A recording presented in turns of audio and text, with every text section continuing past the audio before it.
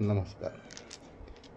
सप्तशृंगी आईसाहेब page आणि सनातन महती या पेजमध्ये आपलं स्वागत आहे. आज जरा कुलधर्म आणि कुळाचार याविषयी सांगणार आहे. सर्वात पहिले एक गोष्ट, एक सुंदर उदाहरण द्यायचं झालं तर सनातन संस्कृतीमध्ये सर्व जे देव आणि देवी आहेत ते सर्व तत्व एक आहे. फक्त हिंदू धर्माविषयी बोलतो. सर्व तत्व एक आहे. सर्व ब्रह्मतत्व आहे. अनादि अनंत आणि निर्गुण निराकार असे सर्वांचं तत्व आहे. ह्याचं एक सुंदर उदाहरण सांगायचं झालं तर जेव्हा मच्छिंद्रनाथ महाराजांची घोर तपस्या पूर्ण झाली तेव्हा गुरु दत्तात्रय महाराजांनी त्यांचं परीक्षा घ्यायची ठरवली आणि त्यांना विचारलं की तुझ्या योग बलानं आता सांग की यावेळेस शंकर कुठे आहेत. तेव्हा मच्छिंद्रनाथ महाराजांनी खूप सुंदर उत्तर दिले की ते कणाकणात आहेत. असे कोणतंही ठिकाण नाही की जिथे मी त्यांना पाहत नाही. जिकडे पाहतो तिकडे मला ते दिसतात. तसाच देव प्रत्येक ठिकाणी आहे.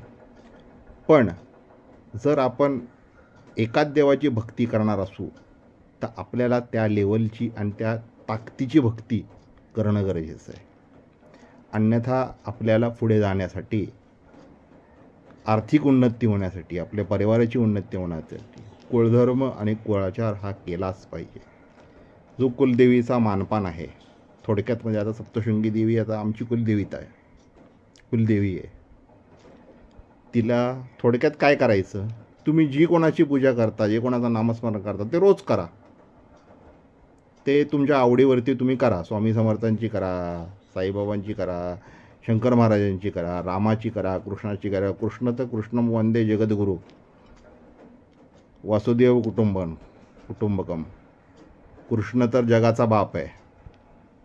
हे तर काय, हे बोलायची गोष्टच नाही. ते तर परमेश्वर खूप मोठे आहेत. पण जर आम्ही ठरवलं की मी आज त्यांचीच पूजा करणार तर त्या लेवलची माझी भक्ती पण हवी.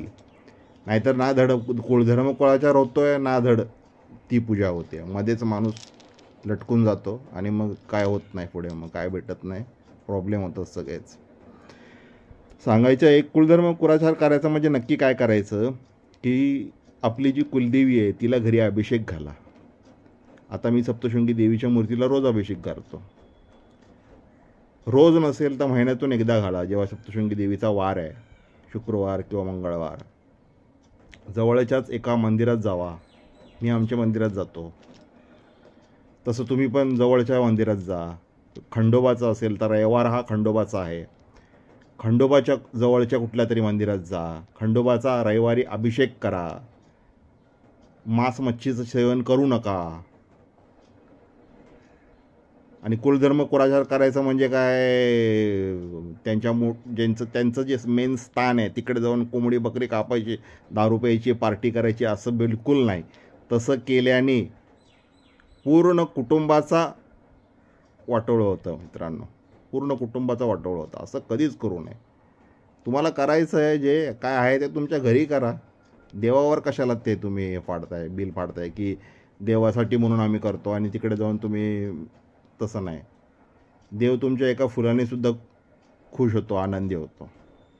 तर सांगायचं एवढंच आहे की जवळच्या मंदिरात जा आणि वर्षातून एकदा किंवा दोनदा जे तुमचा कुलदेवीचं मेन स्थान आहे, जसं सप्तशृंगीचं आहे वणीगड, तसं तिथे खंडोबाचं आहे, खंडोबाच्या मंदिरामध्ये तुम्ही जाऊ शकता. जे त्यांचं मेन स्थान आहे जेजुरी मेन स्थान आहे. अजून पण एक मेन त्यांचं स्थान आहे. तिकडे वर्षातून दोनदा किंवा वर्षातून एकदा जसं जमेल तसं कुलधर्म कुलाचार करा आणि तुमची प्रगती निश्चित होईल. व्हिडिओ आवडला असेल तर फॉलो करा, लाईक करा, कॉमेंट करा. जय आई सप्तशृंगी माता. श्री स्वामी समर्थ.